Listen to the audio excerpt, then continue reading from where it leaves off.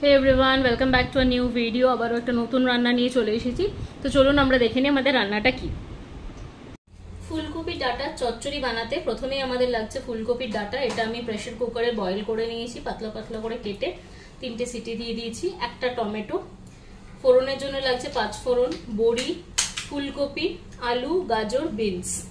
আর আমার মশলার মধ্যে লাগছে এখানে 1 চামচ, চা চামচের 1 চামচ সর্ষে বাটা, চা চামচের 2 চামচ রাঁধুনি আদা আর কাঁচা লঙ্কা বাটা, স্বাদ মতো নুন, হলুদ, নুন আর মিষ্টির জন্য আমি গুড় ব্যবহার করছি। আর রান্নাটা হবে আমার সর্ষের তেলে।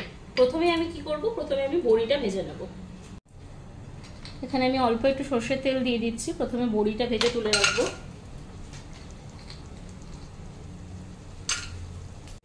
এবার কড়াইতে আমি আরো কিছুটা তেল অ্যাড করে এবার ফোড়নটা দেবো, দিয়ে একে একে সব সবজিগুলো দেবো। 5 ফোড়নটা আমি দিয়ে দিচ্ছি। এবার আমি আলু, গাজর, ফুলকপি সব দিয়ে দিচ্ছি, বিনসটাও দিয়ে দেবো।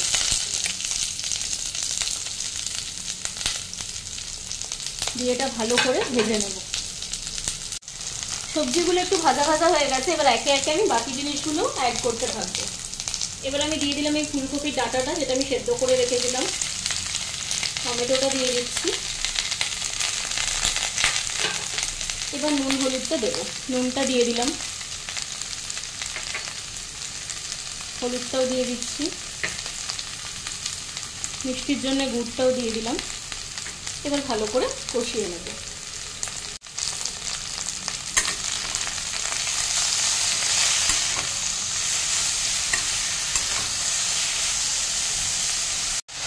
এবার আমি বড়িটাও দিয়ে দিচ্ছি।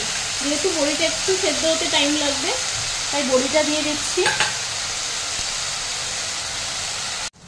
এবার আমি যেই বাটিতে মশলাটা ছিল সেই বাটি ধোয়া জলটাই আমি দিয়ে দিচ্ছি। খুব বেশি জল দেব না, সবজিগুলো মোটামুটি সেদ্ধ হয়েই এসেছে।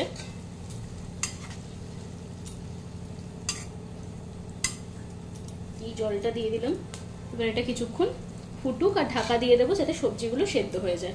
লাস্টে আমি সর্ষে বাটাটা দেবো আর নামানোর আগে একটু ভাজা মশলা দেবো। তো এটা ভালো মতো সেদ্ধ হয়ে গেছে সবজিগুলো। আমি ঢাকনাটা সরিয়ে দেখলাম। আপনারা খুন্তি দিয়ে একটা কেটেও দেখে নিতে পারেন। দেখুন এটা সেদ্ধ হয়ে গেছে। প্রত্যেকটাই চেক করে নিতে পারেন। একটু ভেঙে গেলে তাহলে সবজিটা সেদ্ধ হয়ে গেছে। বড়িগুলো আমার সেদ্ধ হয়ে গেছে। এবার আমি সর্ষে বাটাটা দিয়ে দেবো।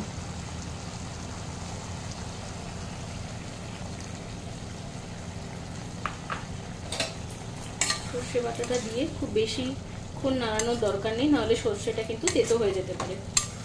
একটু মাখা মাখা হয়ে এলেই আমি বন্ধ করে দেবো, দিয়ে আমি ভাজা মশলাটা দেবো।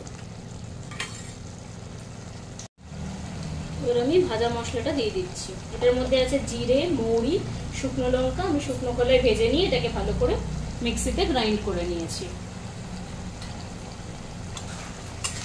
ভালো করে মিশিয়ে নেব একবার। ব্যাস, আমার ফুলকপি ডাটার চচ্চড়ি একদম রেডি। আপনারা তাহলে দেখলেন আমি রান্নাটা কিভাবে বানালাম। আপনারাও বাড়িতে এভাবে ট্রাই করবেন। আর অবশ্যই আমাকে কমেন্ট করে জানাবেন আপনাদের কেমন লাগলো। আপনারা বাড়িতে ট্রাই করবেন। আর আমার চ্যানেলটাকে লাইক করবেন, শেয়ার করবেন, সাবস্ক্রাইব করবেন। ফ্রেন্ডস রিলেটিভসের মধ্যে অনেক বেশি শেয়ার করে দেবেন। আর আমার ইনস্টাগ্রাম আর ফেসবুকেও একটা পেজ আছে, সেটাও ফলো করে নেবেন। সবাই খুব ভালো থাকবেন, সুস্থ থাকবেন। Bye bye.